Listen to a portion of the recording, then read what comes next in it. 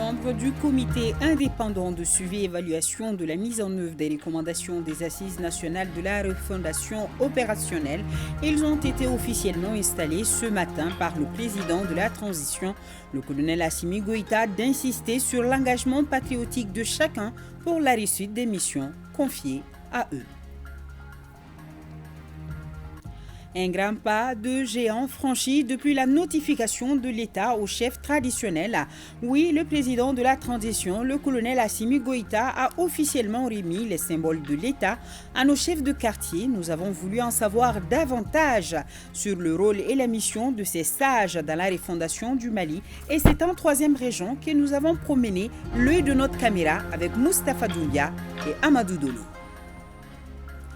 Une forte délégation d'opérateurs économiques maliens en séjour à Dakar a un déplacement pour rajuster la coopération existante, surtout après la décision du port autonome de Dakar d'annuler à 100% les frais de magasinage des marchandises maliennes bloquées durant l'embargo de 6 mois.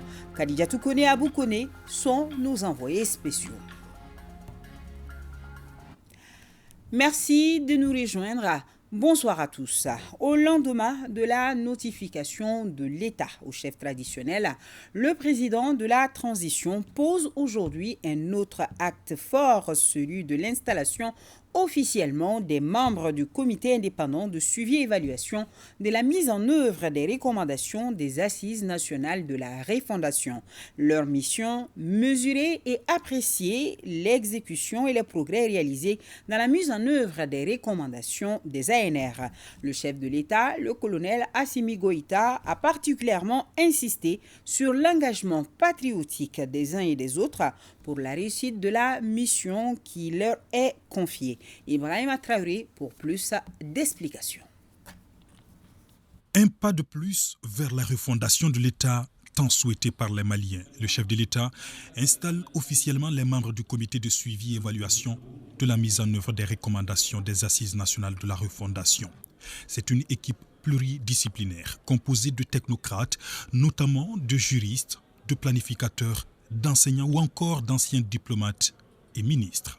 Vous avez tenu, Monsieur le Président, en nous réunissant aujourd'hui, à manifester l'intérêt vigilant que vous portez non seulement aux travaux des Assises nationales de la refondation, mais aussi la suite que vous souhaiteriez donner à ce grand dialogue qui a réuni les Maliens et les Maliennes venus d'horizons divers et lointains.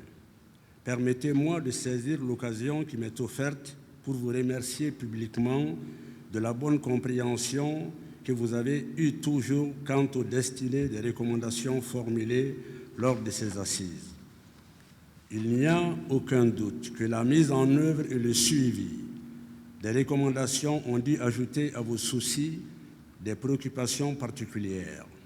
Mes collègues et moi, même, tout modestement, sommes sensibles à l'honneur que vous nous faites en donnant un cachet solennel à l'événement que nous vivons à l'instant. En clair, le comité aura un œil sur les réformes politiques et institutionnelles. L'on note le processus d'élaboration de la nouvelle constitution du Mali, le fonctionnement effectif de l'autorité indépendante de gestion des élections, l'organisation des élections générales.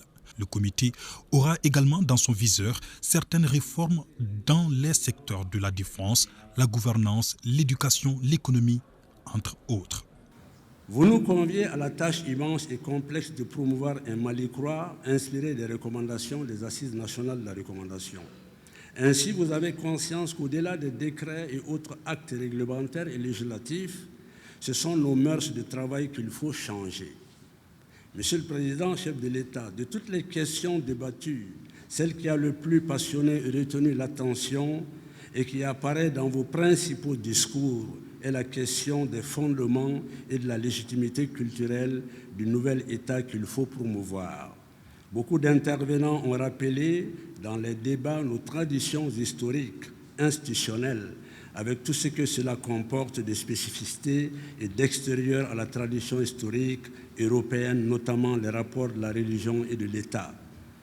Avec la mise en place du comité de suivi et évaluation de la mise en œuvre des ANR, le président de la transition concrétise ainsi une des recommandations fortes des participants aux Assises nationales de la refondation. en recevant les rapports des Assises nationales de la refondation, je m'étais engagé à mettre en place une structure indépendante chargée de suivre la mise en œuvre des recommandations faites à cette occasion, d'où le comité indépendant de suivi et évaluation de la mise en œuvre des recommandations des Assises nationales de la refondation. Ce comité aura pour mission de mesurer et d'apprécier l'exécution et les progrès réalisés dans la mise en œuvre des recommandations des Assises nationales de la refondation. À cet effet, il devra collecter des informations, mettre en place et gérer la base des données, suivre les indicateurs de résultats et enfin produire et publier des rapports. Le défi est immense et le chef de l'État dit compter sur ses différents experts triés au volet pour répondre aux aspirations du peuple. Le choix porté sur vous n'est nullement un fait du hasard, car vos parcours respectifs démontrent votre expertise ainsi que votre engagement pour le Mali. Et je voudrais à cette occasion vous féliciter et vous inviter à plus d'engagement afin de donner plus d'espoir à notre peuple, dont la résilience aux côtés des autorités de la transition mérite une mention particulière. La tâche qui vous attend ne sera pas du tout repos, pour la simple raison qu'il s'agira pour vous d'évaluer sans complaisance les actions qui seront menées par le gouvernement dans le cadre de la refondation de l'État. J'ai bon espoir que vous accomplirez votre mission avec dévouement et impartialité, de même que je puis vous assurer de mon soutien indéfectible dans l'accomplissement de cette noble mission dont la réussite sera celle de la transition. Mesdames et messieurs, chaque pas que nous franchissons constitue un pas décisif, car porteur de l'idéal commun de changement et de réalisation de notre destin en tant que peuple et qui aspire à sa pleine souveraineté. C'est pourquoi nous ne devons jamais renoncer à nos choix stratégiques aussi longtemps que ceux-ci contribueront à l'amélioration des conditions de vie de nos populations. C'est donc avec beaucoup d'optimisme que nous devons regarder vers l'avenir, car nous sommes guidés par les jalons déjà posés par les Assises nationales de la refondation, à travers lesquels le peuple malien a formulé ses vœux de changement dont la réalisation exige une mobilisation collective. Ce comité est un staff de 34 membres avec un personnel d'appui. Ils entrent ainsi en fonction pour une durée de 5 ans. Le comité publiera un rapport annuel remis au chef de l'État. Il peut également fournir un rapport d'étape ou un rapport sur des situations particulières. La première édition de la Nuit culturelle et artistique a tenu toutes ses promesses, organisée par le regroupement des anciens de l'ERTM, des animateurs de jeunesse, des griots et griottes du Mali. La soirée avait pour ultime but la reconnaissance aux anciens et aux femmes. Les membres du regroupement sont passés à la primature pour apporter leur soutien aux autorités de la transition. Mariam Kouni nous en parle. C'est dans cette ambiance que le Premier ministre a reçu ce lundi soir les initiateurs de la nuit culturelle d'hommage aux anciens qui ont laissé leur empreinte dans tous les domaines de l'administration. Les hommes et les femmes que nous sommes ici, nous croyons en ce que vous faites. Toute cette crème d'artistes sont déterminés à vous accompagner dans cette tâche noble. Nuit et jour, faites-nous appel. Nous sommes debout sur les remparts. Ante politique là, ante président ya nofe, ante député ya nofe, ante maire ya nofe. Même na kambo defo, amoko yo defo, kwango defo, katiefo, ki ba moko ka dumunina, kasikoro la nga katiefo. Abo de nofe, Mali refondation ni aluta la sonama. Na tora ankondema, ambo fo ko se bakorofo, amba kokoro bi, amba kokoro sini. Visiblement très ému, le Premier ministre a laissé entendre que cette soirée de reconnaissance, dédiée aux figures emblématiques et aux militaires tombés sur les théâtres d'opération, a été une leçon de gouvernance. On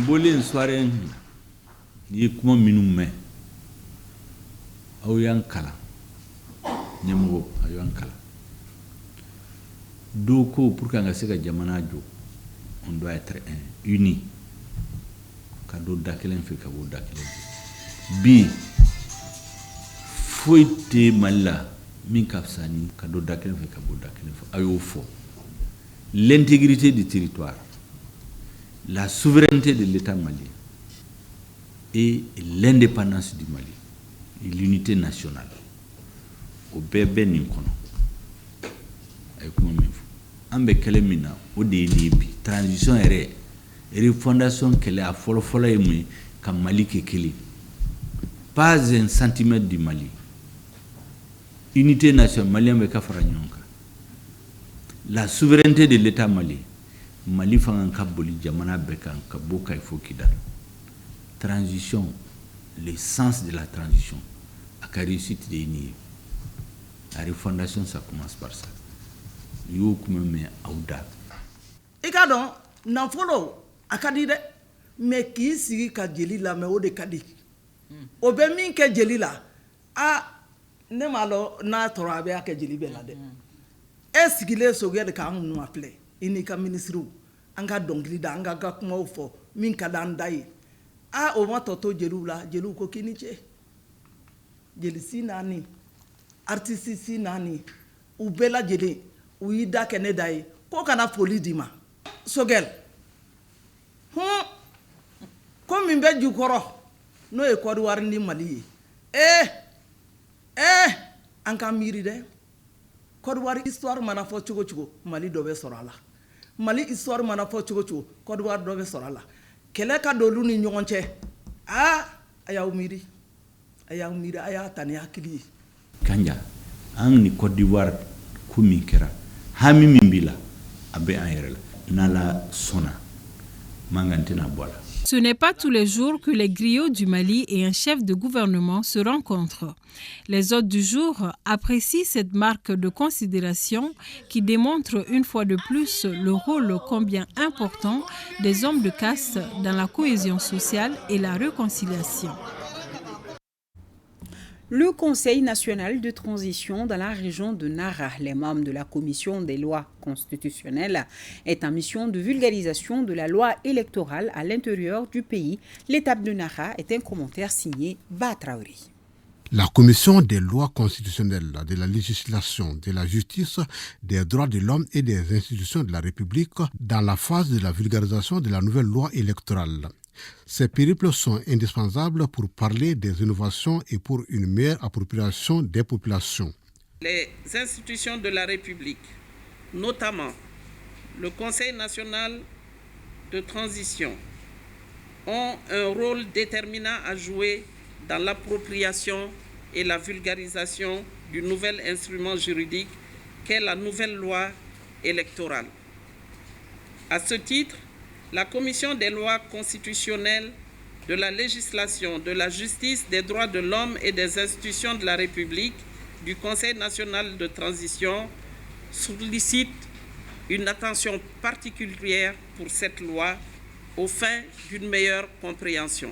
Au cours de ces échanges, la Commission a noté avec beaucoup d'intérêt les contributions, amendements sur la loi électorale, mais aussi sur les réformes politiques et institutionnelles engagées par les autorités de la transition pour le bien-être de la population. La population a eu un engouement autour de la présentation de cette loi. La population, après, dans les questions, a cherché à comprendre à travers les lignes, les articles, ce que ça veut dire, ce qui est enlevé, ce qui n'est pas enlevé, comment est-ce qu'il faut s'en tenir, comment est-ce qu'il faut faire. Donc je pense que c'est un engouement et c'est avec une satisfaction grande que nous quittons Nara. Suite des épreuves du baccalauréat malien, session de juillet 2022, le gouvernement suit de près le déroulement des examens. Tenez aujourd'hui, Madame le ministre s'est rendue au groupe scolaire Cheikh Anta Diop de Sogoniko sur la rive droite, un stand qui enregistre 556 candidats répartis entre 20 salles de classe avec 42 surveillants. Le ministre de la Défense, le colonel Sadio Kamara, lui était au centre du groupe scolaire Bassan 1 de Sénou, Aliou Abdoulaye Touré. Reportage. Accompagnée des responsables scolaires, la ministre de l'Éducation nationale Dédéou Ousmane s'est rendue tôt ce matin au groupe scolaire Cheikh Anta Diop de Sogoniko. La ministre a ainsi donné le top départ de l'épreuve du jour dans la salle numéro 4 de la série TESCO, en ouvrant l'enveloppe contenant l'épreuve de géographie.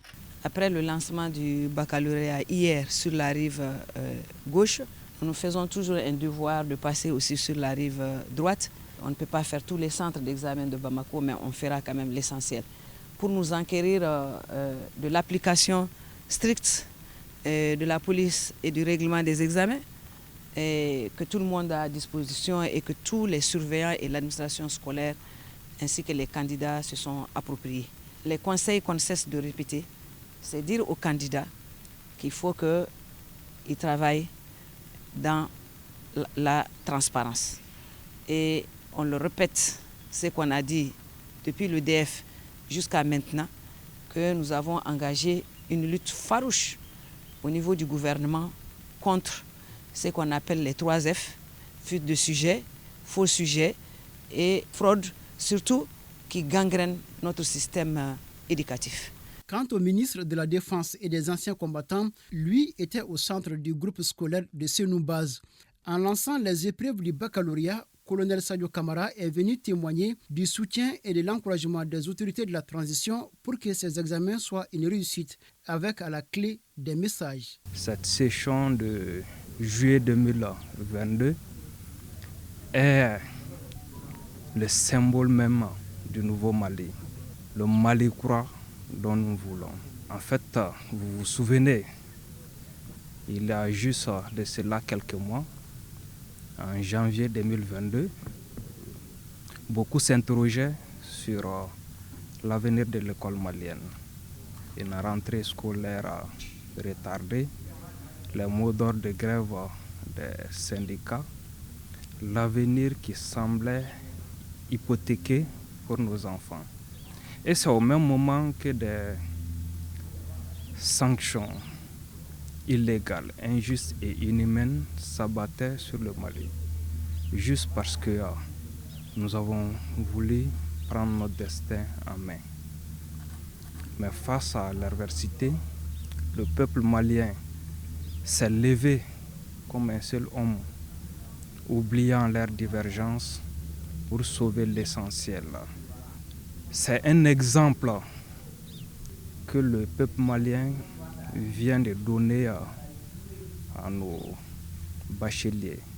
Le conseil que j'ai à donner, c'est de demander aux enseignants de surveiller conformément au règlement intérieur et aux élèves de compter que sur eux-mêmes. Se réjouissant des efforts déployés, les ministres invitent les candidats à plus de sérénité pour mieux aborder les sujets. Le procureur général près la cour d'appel de Bamako, dans ce communiqué, informe l'opinion nationale et internationale que suite à l'interpellation de 49 militaires de nationalité ivoirienne le dimanche 10 juillet 2022 à l'aéroport international président Modibo Keïta à Sénou, il a instruit l'ouverture d'une enquête judiciaire pour faire toute la lumière sur cette affaire.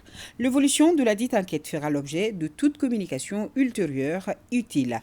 Le procureur général sait compter sur la compréhension de tous. Maliens et Sénégalais main dans la main pour le renforcement de la coopération existante. Une forte délégation d'opérateurs économiques maliens en séjour à Dakar. Un déplacement qui fait suite à la décision du port autonome de Dakar d'annuler à 100% les frais de magasinage des marchandises maliennes bloquées durant l'embargo de 6 mois. Khadija Toukone et Abou Kone sont nos envoyés spéciaux. Une forte délégation d'opérateurs économiques du Mali séjourne à Dakar. Elle est venue concrétiser la décision du port autonome de Dakar relative à l'annulation des frais de magasinage pendant la période de l'embargo sur notre pays. Outre l'annulation des frais de magasinage, la rencontre avec le directeur du port autonome a permis aux différents responsables d'envisager de belles perspectives pour les deux pays.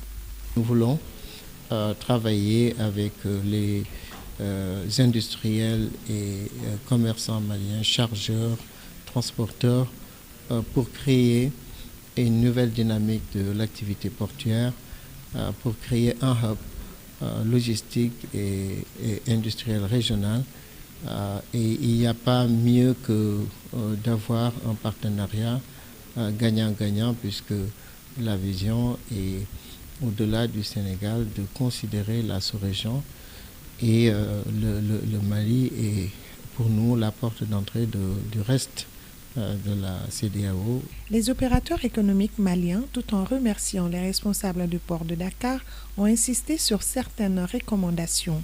Voilà, dans le cadre de l'amélioration de nos collaborations, comment on peut encore faire en sorte qu'on puisse vraiment mettre des stratégies en place, que plus jamais des choses comme ça. Au cas où il y a des problèmes de ce genre dans la sous-région, que nous ne puissions pas être victimes. Les sanctions prises par la CEDEAO et l'UEMOA contre le Mali sont tombées comme un coup de massue sur les responsables des entrepôts maliens à Dakar. En dépit des difficultés et multiples contraintes, ils ont abattu un travail remarquable au grand bonheur des populations maliennes. Dès les premières heures de l'embargo, nous avons pris des initiatives à travers les comités de crise que nous avons mis en place ici, donc pour faire en sorte que les marchandises déjà qui étaient en souffrance au niveau des frontières, que ce soit à Kidira ou à Moussala, et on avait dénombré à l'époque, dès la première semaine, 3600 camions, et nous avons fait ce déplacement pour évaluer la situation et faire en sorte que le distinguo demander à nos partenaires sénégalais de tenir compte du fait qu'aujourd'hui la mesure a été prise. Et il fallait tenir compte du fait que certaines marchandises avaient déjà accompli les formalités et qu'il n'était pas question donc, de les maintenir à la frontière. Les opérateurs économiques maliens à Dakar participeront également à l'élaboration de la stratégie portuaire du Sénégal. Le directeur général du port les a invités à participer pleinement à cet exercice important pour les parties maliennes et sénégalaises. Restons à Dakar où nos opérateurs économiques ont saisi l'occasion pour rencontrer d'autres partenaires. Objectif, annuler d'autres frais liés à l'embargo. Il s'agit entre autres des lignes maritimes et les activités gestionnaires de terminaux. Des échanges fructueux ressortent de ces rencontres, nous précisent nos envoyés spéciaux. La rencontre avec les responsables du port autonome de Dakar a permis aux opérateurs économiques maliens de négocier avec d'autres partenaires des facilités post-embargo. Sur la table, la délégation malienne sollicite la mise en place de mesures d'accompagnement après les sanctions économiques et financières qui ont fortement affecté le secteur privé malien. Des mesures qui visent essentiellement à atténuer les différents frais liés aux échanges commerciaux. Non seulement de revoir les tarifs appliqués sur des marchandises en transit au Mali ou déportées dans leur plateforme, et de voir aussi les frais liés au paiement à l'intérieur de la période de l'embargo, pour qu'on puisse vraiment trouver des moyens aujourd'hui de faire soulager un peu nos hommes d'affaires qui ont tant souffert pour cet embargo qui a énormément causé des difficultés non seulement aux entreprises maliennes et aux Maliens en général. Le Mali est un bon et fidèle partenaire des différentes structures rencontrées. Elles sont conscientes des dommages que l'embargo a pu causer au trafic malien. C'est pourquoi elles promettent de tout mettre en œuvre pour soulager la peine des Maliens. Nous avons décidé de faire une exonération totale de tout ce qui est magasinage, donc frais de magasinage liés à tous les conteneurs qui sont encore dans le terminal et qui ont dû subir justement l'embargo depuis le 7 janvier jusqu'au 3 juillet. Nous avions considéré une grande flexibilité sur tous les dossiers liés au magasinage de conteneurs pour garantir vraiment que le client puisse enlever sa marchandise sans des frais exorbitants. Il s'agit pour nous d'aider nos opérateurs maliens à se redresser. Et demain, on fera les meilleures affaires ensemble. Donc nous sommes totalement réceptifs et nous nous inscrirons en droite ligne dans le sens de la requête faite par les 3 présidents des conseils consulaires. Il faut qu'on soit dans un environnement de win-win, que tout le monde soit gagnant et que les opérations de chargement et tout reprennent comme avant et que Dakar redevienne le port de prédilection pour la République du Mali. Les opérateurs économiques maliens sont satisfaits de ces prises de contact avec les différents partenaires. Des lettres de remerciement ont d'ailleurs été remises aux responsables des différentes structures rencontrées pour leur accompagnement au Mali durant la période de l'embargo. Les tours à Bamako, où l'agence malienne de normalisation et de promotion de la qualité vient de tenir la 10e session ordinaire de son conseil d'administration. Le projet de budget de 2022 de la Manorme se chiffre à plus de 370 millions de francs CFA, nous dit Fanta Mama Nientao. Établissement public à caractère administratif. L'Agence malienne de normalisation et de promotion de la qualité à Manorme a pour mission d'assurer la mise en œuvre de la politique nationale en matière de normalisation et de promotion de la qualité.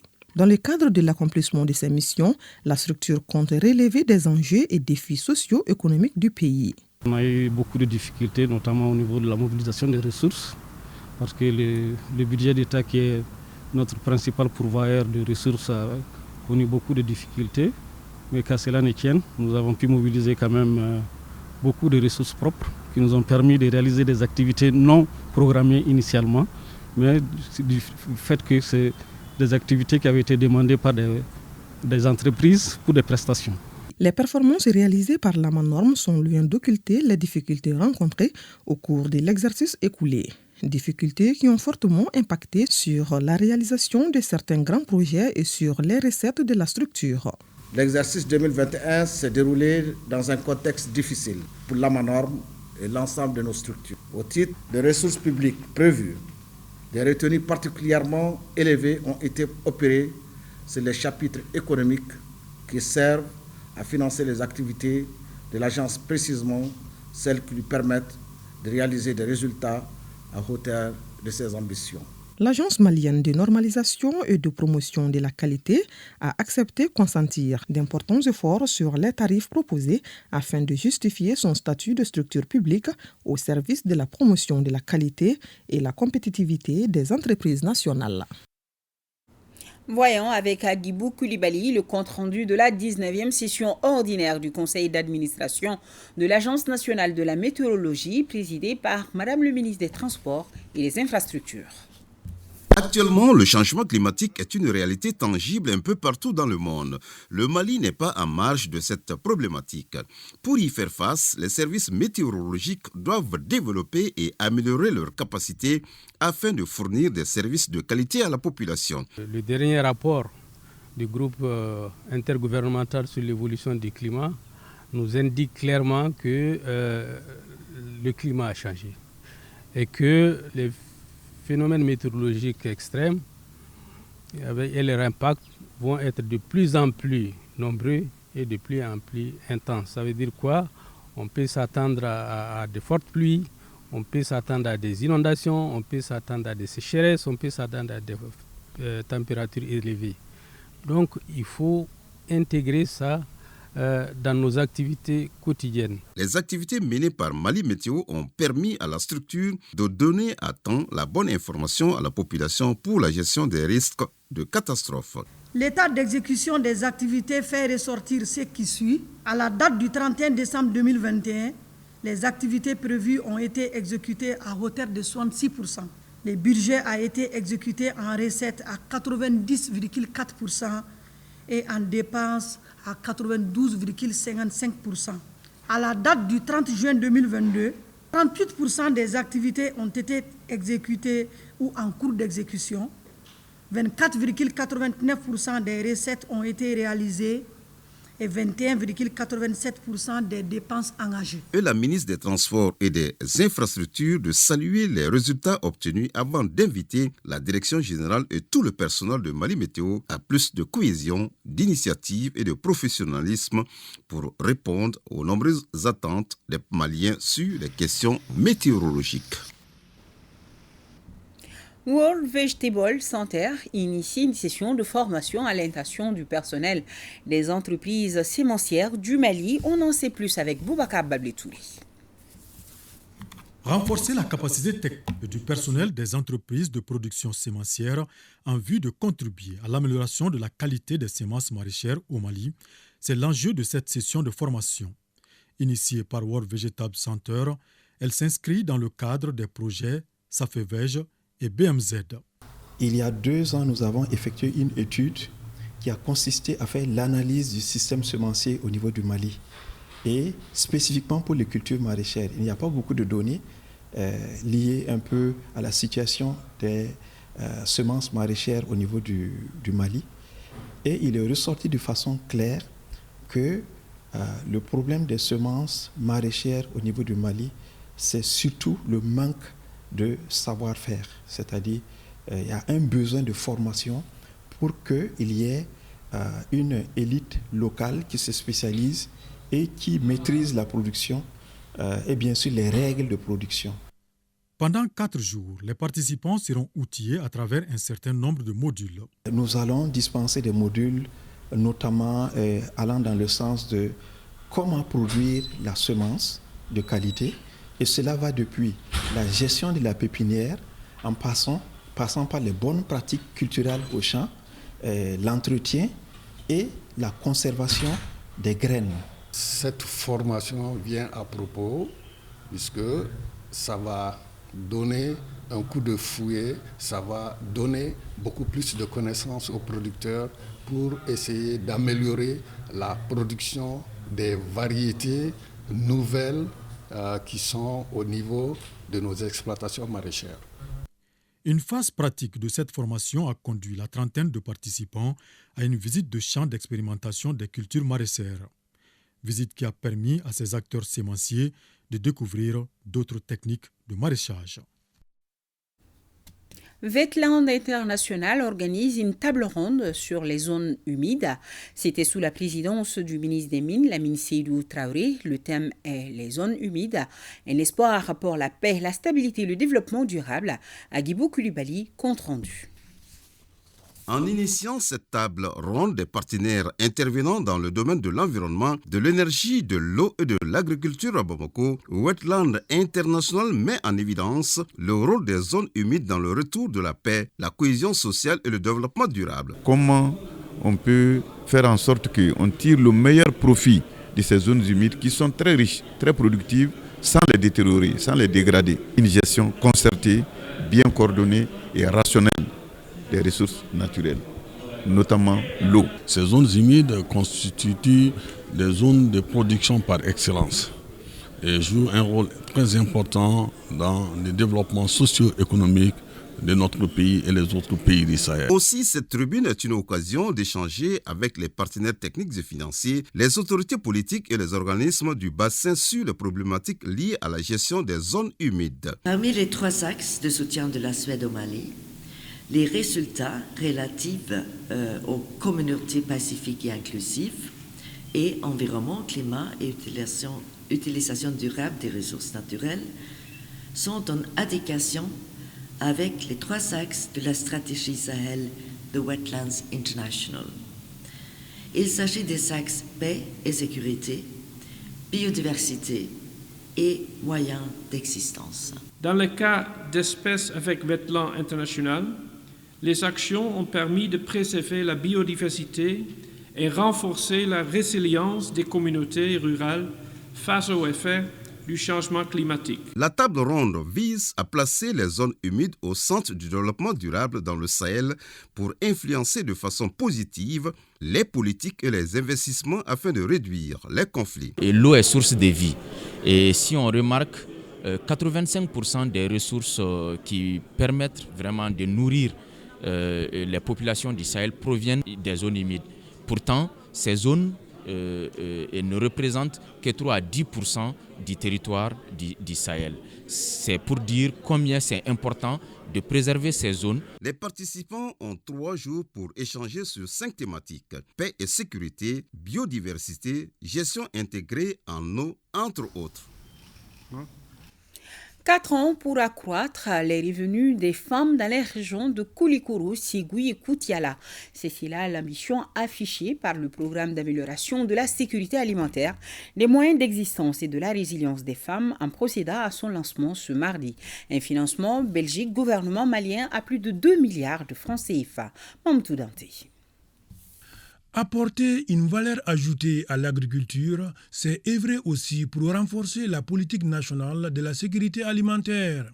Les programmes d'amélioration de la sécurité alimentaire, des moyens d'existence et de la résilience des femmes s'inscrivent dans ces cadres et visent à accompagner les femmes rurales dans les régions de Koulikoro, Ségou et Koutiala. Oxfam au Mali À travers ce projet, ambitionne d'accompagner un noyau de 1600 femmes rurales travaillant sur les chaînes de valeur en termes de lait local, soja, riz et tuvé. Le projet accompagnera en plus 800 personnes déplacées internes. Le programme est financé par la Belgique à travers Oxfam et en collaboration avec l'État malien à plus de 2 milliards de francs CFA. En raison du rôle fondamental de la femme dans notre système de production, ce programme contribuera, j'en suis convaincu, à accroître la production et la productivité agricole dans les zones concernées, à changer les conditions de vie et de travail des producteurs et productrices et enfin améliorer aussi l'accès à la terre pour les femmes. Ce que nous aimons beaucoup, c'est un projet par des Maliens, avec des solutions locales, avec les communes locales, avec les collectivités, avec le support du ministère du Développement rural et autres aussi. Et nous sommes très contents qu'on peut financer cette intervention. Mise en œuvre par Oxfam Mali et 4 organisations maliennes pendant 4 ans, le programme devra permettre au Mali de migrer vers un développement agricole profitable à tous. L'ambassade d'Égypte au Mali commémore le 70e anniversaire de sa fête nationale, une célébration qui a été l'occasion pour les deux pays de réaffirmer leur attachement à la lutte contre le terrorisme et à la formation continue. Pour rappel, le pays des pharaons et le Mali sont des partenaires de longue date, un partenariat qui remonte à la visite d'Aboubacar II et de Kankou Moussa à la Mecque qui, lors de leur voyage, ont séjourné en Égypte. Boubacar Kanouté était sur place. Le 18 juillet 1952, la République de l'Égypte fut proclamée à la suite des coups d'État des officiers libres. Le pays des pharaons a commémoré avec faste le 70e anniversaire de sa révolution. Pour la circonstance, une réception a été organisée par l'ambassadeur d'Égypte en présence des diplomates des pays amis. À titre de rappel, l'Égypte et le Mali sont deux pays unis par l'histoire, la culture et la science, portés par les pères de l'indépendance, Modibo Keïta et Gamal Abdel Nasser. L'histoire nous a édifiés de la profondeur et la solidité des liens d'amitié et de réelles excellentes coopérations entre l'Égypte et le Mali depuis belle lurette, étant des pays pilotes en processus de libération et de l'indépendance des autres pays africains. Au vu de la solidité de cette relation entre les deux pays, nous œuvrons pour renforcer la coopération entre le Mali et l'Égypte dans tous les domaines de coopération possibles. Le ministre des Maliens établi en l'extérieur a salué l'excellente relation entre le Caire et Bamako qui couvre plusieurs domaines, notamment la lutte contre le terrorisme et la formation. En cette heureuse circonstance, je voudrais vous exprimer, monsieur l'ambassadeur, au nom du peuple, du gouvernement du Mali et au mien propre, nos chaleureuses félicitations à vous-même, Excellence, au peuple frère d'Égypte et à ses plus hautes autorités. En effet, nos relations sont anciennes et si riches à bien des égards. Pionniers du panafricanisme, votre pays et le Mali partagent les mêmes valeurs continentales. Nous avons des similitudes culturelles forgées au cours du temps et façonnées par les prestigieuses institutions scientifiques islamiques comme l'université Al-Azhar. L'exécution des hymnes nationaux des deux pays, la coupure du gâteau d'anniversaire aux couleurs nationales des deux pays ont été les temps forts de cette réception. On en vient à notre dossier de cette édition. Hier, vous avez pu le suivre. Un grand pas de géant a été franchi depuis la notification de l'État au chef traditionnel. Oui, le président de la transition, le colonel Assimi Goïta, a officiellement remis les symboles de l'État à nos chefs de quartier. Nous avons voulu en savoir davantage sur le rôle et les missions de ces sages dans la refondation du Mali. Et c'est en 3e région que nous avons promené l'œil de notre caméra pour les populations du Kénédougou. L'action est salvatrice. Moustapha Doumbia, Amadou Doulou, correspondance. Recommandée par les Assises nationales de la refondation, la reconnaissance de légitimité traditionnelle confère aux chefs de villages, de quartier et de fractions la considération due à leur rang et à leur rôle dans la société. Interlocutrice de l'administration, des services techniques et de la population, les légitimités traditionnelles ont un rôle primordial dans la prévention et la gestion des conflits, dans la gestion des ressources naturelles et dans la mise en œuvre des décisions de l'État. Et réellement, les autorités traditionnelles méritaient très bien ça, parce que vraiment, ça permet à la population, aux citoyens lambda, de reconnaître la qualité et la valeur de nos autorités traditionnelles. L'État a songé avec pour qu'ils soient au moins respectés dans l'exercice de leur rôle. Les chefs, ils étaient écoutés et ils sont reconnus pour qu'ils puissent amener ce respect-là obligatoirement dans le pays. L'État quand même a fait son devoir en reconnaissant les chefs coutumiers. Pour se faire respecter maintenant, il faut qu'eux-mêmes s'assument. Les légitimités traditionnelles de Sigasso, par la voix de la coordination régionale des chefs de village et de quartier, saluent les efforts de l'État et se disent prêts à jouer toutes leurs partitions.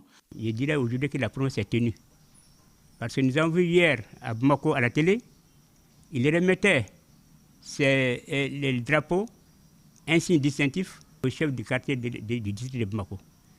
Ce qui signifie que dans les jours à venir, les chefs des régions auront les leurs également. Toutes choses qui contribuent à l'amélioration de notre condition de vie et de travail. La satisfaction est aussi grande pour l'antenne régionale d'écrit 2002, cercle de réflexion et d'information pour la consolidation de la démocratie au Mali, une association qui plaide depuis une décennie en faveur des autorités traditionnelles et coutumières. À Sigasso particulièrement ici, quand nous avons eu à initier l'obtention de la décision des nominations des chefs de village et quartier, ça a été salutaire. Parce que les chefs de quartier et village, ils partaient à la justice, on ne les reconnaissait pas. Ce n'est écrit sur le front d'aucune personne, chef de quartier ou bien ceci ou cela. Mais quand on exhibe quand même la décision, vraiment ça fait du bien. Et maintenant, avec l'acte du gouvernement là, c'est encore mieux. L'insigne, on voit de loin, on sait c'est un tel. On se promène en ville, on voit le drapeau flotter quelque part, on sait vraiment ça, c'est une personnalité. La reconnaissance des légitimités traditionnelles par l'État vient renforcer les actions de refondation enclenchées par les autorités de la transition. Une refondation qui nécessite l'implication de chaque citoyen. À suivre l'intégralité de la cérémonie de notification de l'État au chef de quartier après ce journal. À Kidal, l'aménagement à travers les autorités locales et l'ONG ASADEC informe, sensibilise et forme les chefs de fraction sur leurs responsabilités et l'exercice de leur mission pour une meilleure implication dans le développement local. Sidi Elmidi Albaka Atayoub Ag Mohamed. C'est pour pallier la crise qui a profondément touché la dynamique politique, économique et sociale des régions du nord et du centre de notre pays que la MINISMA, à travers les autorités locales de Kidal et l'ONG ASADEC, apporte un appui dans le cadre du renforcement des capacités des 40 nouveaux chefs de fraction sur leurs rôles et responsabilités. Il s'agit de renforcer leurs capacités sur leurs rôles et responsabilités en vue de mieux cerner leur travail de tous les jours. Nous avons financé ces projets présentés par l'ONG ASADEC afin de pouvoir renforcer les capacités des chefs de fraction qui sont aussi représentants de l'État. Cette initiative est saluée à sa juste valeur par les autorités locales. L'aménagement et qu'on remercie pour ces financements permettra à ces 40 chefs de fraction de vraiment comprendre leur rôle et leurs responsabilités. Il est important de rappeler que les chefs de fraction sont des auxiliaires de l'administration et constituent un trait d'union entre l'administration et les communautés. Ce qui nous amène à faire le point Covid de ce jour, 19 juillet 2022. Pour vous protéger et protéger les autres, suivez les mesures de prévention et faites-vous vacciner. Aujourd'hui, 0 cas positifs, 1 guéri, 0 décès, 21 personnes sont sous traitement. Madame Roukiatou Diakité, dite Rose, enrichit les centres de lecture du pays par la publication d'un recueil de poèmes d'amour intitulé « Le doux plaisir des mots ». Pour notre auteur, conseillère conjugale, coach en développement personnel, la communication et l'utilisation des mots parfumés, doux, apaisants et relaxants sont indispensables à ceux dont le cœur a besoin d'amour et d'amitié. Le livre qui donne assez d'astuces à la vie de couple a été lancé et c'était en présence de Fademba Keïta. Suite logique du livre Réussir sa vie de couple, le recueil de poèmes Le doux plaisir des mots du même auteur, Orokiatou Diakité dito Rose, est un livre de 92 pages subdivisé en 2 grandes parties. Les 105 poèmes qui le composent mettent tous l'accent sur la communication éclairée, l'utilisation des mots parfumés, apaisants, doux, sincères, afin qu'ils réjouissent nos cœurs et aient un impact important sur nos vies, nos relations. Que nous savons que dans la vie, la routine a la vie dure. La relation n'est pas un fleuve tranquille. Des fois, il y a des houles. Et en ce moment-là, le doux plaisir des mots est là.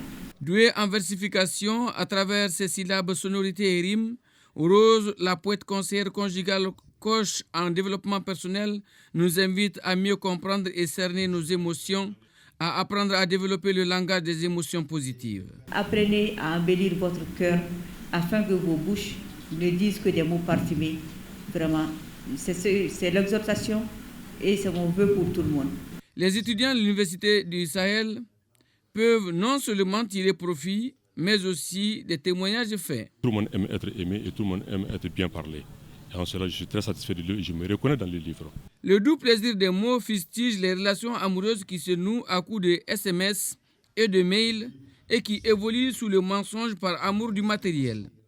Cette situation sentimentale virtuelle est si fragile qu'elle passe comme la vie des éphémères puisque les relations minimisent les tête-à-tête ou la communication. Voilà, l'auteur Rose, qui n'est autre que la fille de Bani Kébé, connaisseurs connaissent de quoi dans ce livre va parler. Merci Fademba Keïta. Sur ce, prend fin ce journal. Merci de votre aimable attention. Grand merci à nos téléspectateurs de Kidal, Menaka et Taoudeni. Demain 13h, Abdoulaye Sako. Je vous retrouve pour la grande édition, mais avant, juste après moi, ce soir à suivre la météo avec Seo Tamboura ainsi que l'intégralité de la cérémonie de notification de l'État au chef traditionnel et aussi le 23h, une présentation de Abdul Karim Kaba. Voilà, j'ai tout dit. Bonsoir.